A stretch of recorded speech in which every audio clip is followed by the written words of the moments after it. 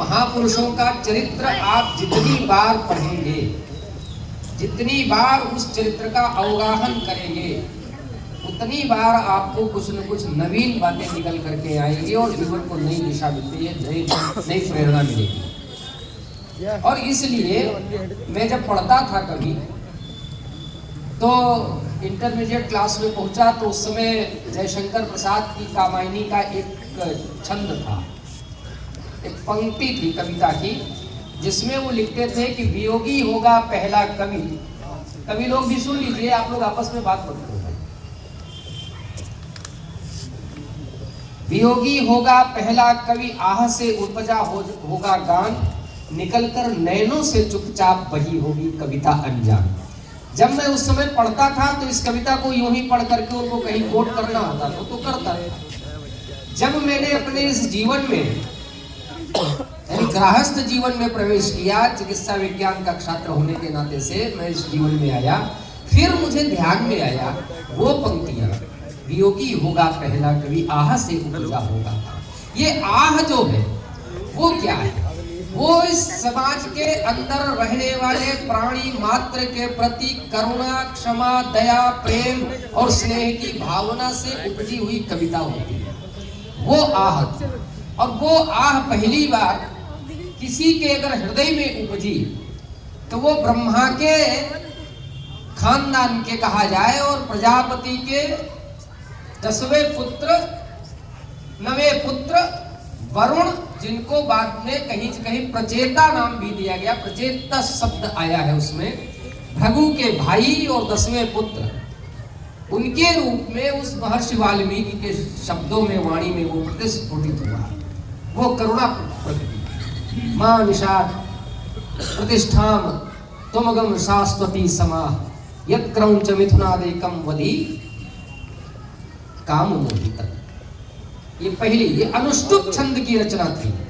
आपको जान करके और प्रसन्नता होनी चाहिए कि अनुष्टुप छंद ये भारत के वांगमय का प्रथम छंद है और इसका उपयोग वैदिक जो ऋचाएं हैं उनमें भी उनका उपयोग किया गया है। अनेक ऋषियों ने अनुष्टुप छंद में धैवत स्वर और अनेक प्रकार के षडज स्वर जो वेद के जानने वाले लोग हैं उनमें उनका उपयोग होता है। तो महर्षि वाल्मीकि इस प्रकार से आदि कवि हुए, रामायण की रचना करी, राम के उदात्त चरित्र को हम सबके समाज के बीच में रखा। भगवान राम को राम अगर किसी ने बनाया तो वो महर्षि वाल्मीकि। उनका इतना सुंदर चरित्र का वर्णन, आदर्श जो जीवन हम सबके बीच में आज जीवन को प्रेरणादायी जीवन है, कभी अवसर आएगा तो उसके ऊपर विस्तार से चर्चा करी जाएगी। कुल मिलाकर के ये कहना, शिक्षा से शिखर तक, ये जो शिक्षा है ना, यही हमको शिखर पे बिठाती है। अभी वो बोल के गए थे अनूप जी कि बाबा साहब भीमराव अम्बेडकर जी ने एक वाक्य बोला था कि शिक्षा शेरनी का वो दूध है, जो पिएगा वो दहाड़ेगा। शिक्षा शेरनी का दूध है, दहाड़ेगा, लेकिन शिक्षा वो विषय है, हमारा उपनिषद कहता है सा विद्या या विमुक्त है। विद्या वो है, शिक्षा वो है जो हमें मोक्ष तक ले जाती है। शिखर मोक्ष से ज्यादा कुछ नहीं, व्यक्ति की अंतिम इच्छा मोक्ष की होती है। 4 पुरुषार्थ जो जीवन में बताए गए हैं, उनके अंतिम जो पुरुषार्थ है वो मोक्ष है। इसलिए शिक्षा, विद्या हमें मोक्ष की ओर ले जाती है। ऐसी मोक्षदायिनी शिक्षा को यदि हम ग्रहण करते हैं तो समाज के अंदर फैली व्याप्त जो ऐसी बुराइयां हैं तमाम प्रकार की, हमारे अंदर दुर्व्यसन है, हमारे अंदर अनेक प्रकार का, देखिए हम जिस संस्कृति और समाज में जीने वाले लोग हैं उसमें स्व का बहुत महत्व है। और इस स्व को जो हम भूल जाते हैं, स्वत्व को जब भूल जाते हैं, स्वाभिमान को भूलते हैं, तो हमारा पतन होने लगता है। इसलिए मैं तो 6 बातें बोलता हूँ कई बार कि 6 बातें आप अपने जीवन में स्व की अपनाइए। जीवन कभी भी आपका अग्रगामी ही होते जाएंगे, कभी अवनति पर नहीं आएंगे, पिछड़ेंगे नहीं, हमेशा अग्रगामी होकर के चलेंगे। वो 6 बातें ये हैं कि स्वभाषा, पहला जो है स्वभाषा। आप अपनी भाषा में, देखिए अपनी भाषा जो होती है ना वो ग्राह्य होती है, सरल होती है, जोड़ने का कार्य करती है। काकभुसुंडी गरुण को मोह हो गया, रामायण की कथा है, वाल्मीकि जी ने लिखी, गरुण मोह को प्राप्त हो गया। तो नारद जी ने कहा कि जाओ तुम कथा सुनो। तो कहा किससे सुने? बोले देखो तुम पक्षी हो, इसलिए पक्षी हो तो पक्षी से सुनो। तो कौन पक्षी है? वो बोले काकभुसुंडी। खग जाने खग ही की भाषा। पक्षी हो तो जो जिसकी अपनी भाषा जोड़ने के काम करती है, इसलिए स्वभाषा। स्वभूषा, अपना वेश होना चाहिए, वेश अपना होना चाहिए, विदेशी वेश को नहीं लाना चाहिए। अपना चोटी, अपना तिलक, अपना सब प्रकार का जो अपना वेश है वो अपना होना चाहिए। और तीसरी बात, स्वभोजन, भोजन अपना होना चाहिए। आज जो ये तमाम प्रकार के हार्ट अटैक्स हो रहे हैं ना, 40 से और 25 वर्ष से और 45-50 के बीच वाले, तो एक नैरेटिव दिया जा रहा है। नैरेटिव क्या है? वो कोरोना की वैक्सीन के कारण से हार्ट अटैक हो रहे हैं। जी नहीं, ये नैरेटिव है। विश्व के अनेक देशों में हमने वैक्सीन भेजी। दुनिया का ये पहला महामारी थी जिसमें भारत ने अपनी वैक्सीन बना करके और पूरी खुद भी रक्षण किया, अपने प्रजाओं का रक्षण हुआ और दूसरे देशों में भी वो वैक्सीन गई। कहीं से कोई कंप्लेंट नहीं है। इसका मूल कारण है हमारा भोजन। भोजन में अजीनोमोटो का प्रयोग, जिसमें सोडियम की मात्रा का ज्यादा होना, जो रिएक्ट करता है अपनी बॉडी को, अनेक प्रकार का जो ब्लड सर्कुलेशन उसको जाम करता है, इसके कारण से हार्ट अटैक्स हो रहे हैं। ये निकल करके, ये मैं नहीं कह रहा हूँ, चिकित्सा विज्ञान में अभी एक सेमिनार हुआ था, वहां चिकित्सकों ने ये निष्कर्ष निकाल करके दिया है। तो भोजन अपना खाना चाहिए। अपने भोजन में जो आनंद है ना, वो दूसरे में नहीं है।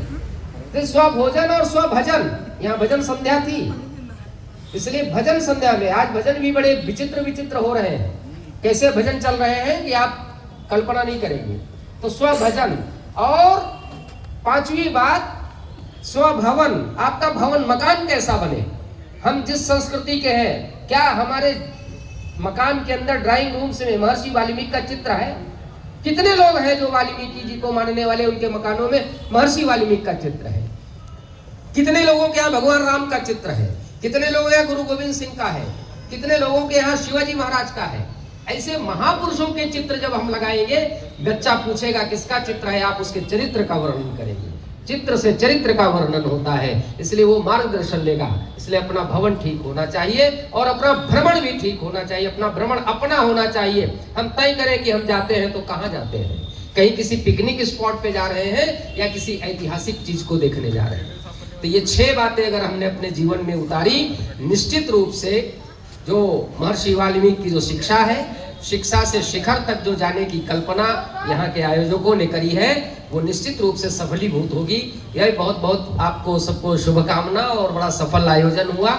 जो प्रतिभागी आए, कुछ ऐसे प्रतिभावान, वो एक बच्ची आई, उसने तो बहुत मतलब अनइमेजिन जिसको कहते हैं, कल्पना के बाहर की चीज उसने देख करके और करेंसी के ऊपर छपे नंबरों को बताया, रंग बताया, कलर बताए। बहुत बड़ी चीजें हैं और ये भारत में ही संभव है।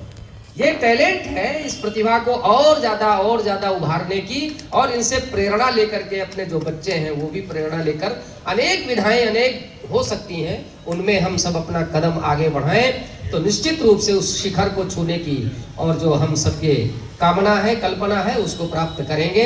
इतनी बात कह करके केवल 2 पंक्तियां अटल बिहारी वाजपेयी की, मुझे यहाँ कवि लोग भी बैठे हैं, इसलिए कुछ बातें कविता की हो जाए, तो मैं ज़्यादा नहीं, एक पंक्ति केवल, क्योंकि पंडित अटल बिहारी वाजपेयी भी बहुत बड़े कवि थे, अपने देश के प्रधानमंत्री थे। उन्होंने एक वाक्य, एक कविता लिखी थी, उसी कविता के साथ मैं अपनी बात को समाप्त करूंगा। उन्होंने कहा था कि शुद्ध हृदय की प्याली में विश्वास दीप निष्कंप जलाकर, कोटि कोटि पग चले जा रहे तिल तिल जीवन गला गला कर, जब तक लक्ष्य न पूरा होगा, जो लक्ष्य हमने लिया ना शिक्षा से शिखर तक का, तो जब तक लक्ष्य न पूरा होगा अपने पग की गति न रुकेगी। आज कहे चाहे जो दुनिया, कल को झुके बिना न रहेगी, कल को झुके बिना न रहेगी। बहुत बहुत धन्यवाद। 2 बार बोलिए भगवान वाल्मीकि की, भगवान वाल्मीकि की। बहुत धन्यवाद।